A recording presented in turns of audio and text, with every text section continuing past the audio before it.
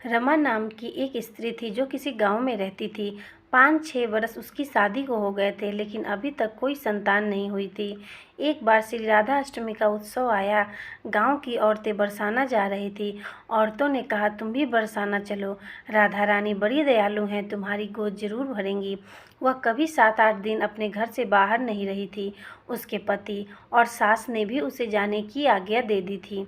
बस उसने मन में ठान लिया था कि राधा रानी मेरी गोद जरूर भरेंगी, वह मेरी मनोकामना जरूर पूरी करेंगी।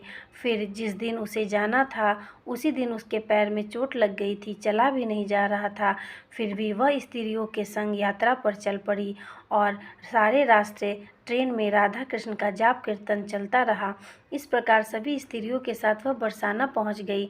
सभी नहा धोकर राधा जी के मंदिर में जाने के लिए तैयार हुए। राधा जी के महल में जब जाते हैं तो ऊपर बहुत से सीढ़ियाँ चढ़नी पड़ती हैं।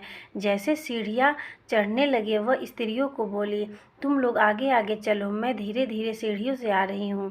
पैर में चोट लगने की वजह से चला भी नहीं जा रहा था। वो 2-4 सीढ़ियाँ चढ़ने के बाद उसका पैर मुड़ गया और वह नीचे गिरने लगी।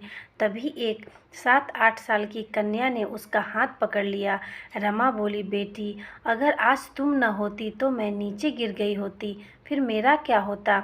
वह कन्या बोली, मैया, ऐसे कैसे गिर जाने देती मैं तुम्हें। रमा बोली, बेटी, तुम्हारा क्या नाम है। वह बोली, लाडो नाम है मेरा, यहीं पास में रहती हूँ।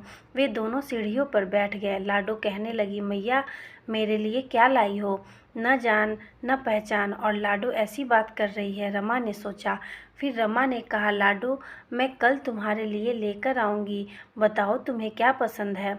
लाडो बोलती है, मुझे नथनी, गले का हार, कान का कुंडल, चूड़ियाँ, मेहंदी, घाघरा चोली, यह सब चीज़ें बहुत पसंद है, कुछ भी ले आना।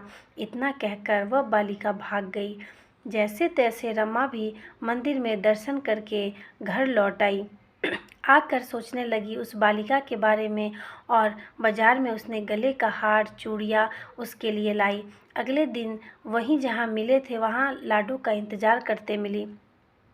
चूड़ियाँ और गले का हार जैसे उसे दिया वह बोली, बस इतनी सी ही चीज़ें, और चीज़ें नहीं लाई, और वह मुंह फुलाकर बैठ गई। तब रमा बोली, अभी मैं 8 दिन यहीं पर हूँ, रोज़ तुम्हारे लिए कुछ न कुछ लाया करूँगी। यह सुनकर लाडो उसकी गोदी में बैठ गई और गले लग गई, जिससे रमा बहुत ही खुश हो गई। उसे ऐसा लगा कि जैसे उसे एक संतान मिल गई हो। वह खूब रोने लगी और प्यार से उसके सिर पर हाथ फेरा। ऐसे ही वह फिर चली गई। रमा खुशी खुशी अपने घर लौट आई। रमा ने मंदिर से आकर घाघरा और चोली उसके लिए बनवाए। ऐसे ही कुछ न कुछ उसे देती। एक दिन रमा कहती है, अब यह सारी चीज़ें मुझे पहनकर भी तो दिखा कैसी लगती है।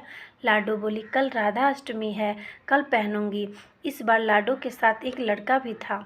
उसे देखकर रमा ने कहा, आज पता नहीं मेरे मन में क्या आया, मैंने एक धोती और मुकुट मोर वाला लिया है, क्या मैं इसे दे दूं? लाडो बोली, यह कनुआ है, मेरे साथ ही रहता है, तुम इसे दे दो। ऐसा कहकर वे दोनों सामान लेकर चले गए। अगले दिन राधा अष्टमी थी। जब रमा सीढ़ियों पर आई, वहाँ उसे आज कोई भी नहीं मिला। वह थोड़ी दुखी हो गई थी। फिर बहुत इंतज़ार के बाद जब वह मंदिर पहुंची तो वहाँ बहुत भीड़ थी। कीर्तन और नृत्य हो रहा था। इसी भीड़ को चिढ़ती हुई वह आगे पहुंची और वहाँ देखकर राधा जी को देखा और ठाकुर जी को देखा। वही सामान, वह सब जो लाई थी, उन्होंने धारण किया हुआ था। वह पत्थर सी हो गई, आंखों से आंसू बहने लगे। बात समझते देर न लगी कि वह लाडो राधा जी थे और कनुआ कृष्ण जी। स्वयं जगत के पालनहार उसके पास आते हैं। राधा जी उसकी गोदी में बैठती हैं और उसे मातृ सुख का अनुभव कराती हैं, मातृ सुख प्रदान करती हैं। वह तो जैसे बावड़ी हो गई, दिन रात लाडो लाडो कहती रहती, इधर उधर पुकारती रहती। वह मग्न हो गई थी। फिर वह स्त्रियों से बोली, तुम लोग घर जाओ, मैं नहीं जाऊंगी। उसकी सास और पति भी लेने आए पर वह साथ नहीं गई। अब तो प्रतिदिन वह सीढ़ियों पर बैठे बैठे आंसुओं से सीढ़ियों को धोती, पलकों से बुहारती। ऐसा करते करते उसे 30 बरस हो गए। एक दिन एक बालिका उसका हाथ पकड़कर ऊपर अट्टालिका में ले गई। वहाँ जाकर बोलती है, लो आ गई तेरी लाडो। ऐसा कहकर बाहें फैलाकर रमा को बुलाने लगी और अपने गले लगा लिया। उस दिन रमा को ऐसा लगा कि इस पार्थिव शरीर को छोड़कर सदा के लिए अपनी लाडो के पास चली गई हो। इस घटना से हम सबको यही सीख मिलती है कि जो भी आशा रखे, चाहे वह सकाम हो या निष्काम, केवल भगवान से ही रखे। एक न एक दिन अवश्य मिलते हैं। आशा एक राम जी से, दूसरी आशा छोड़ दे, नाता एक राम जी से, दूजा नाता तोड़ दे। बोलिए भक्त और उनके भगवान की जय। बरसाने वाली सरकार की जय हो। श्यामा प्यारी कुंज बिहारी की जय। श्री कुंज बिहारी श्री हरिदास की जय हो। जय जय श्री राधे। दोस्तों, आपको ये कहानी कैसी लगी? अच्छी लगी हो तो मेरे चैनल को एक लाइक और सब्सक्राइब कर दें।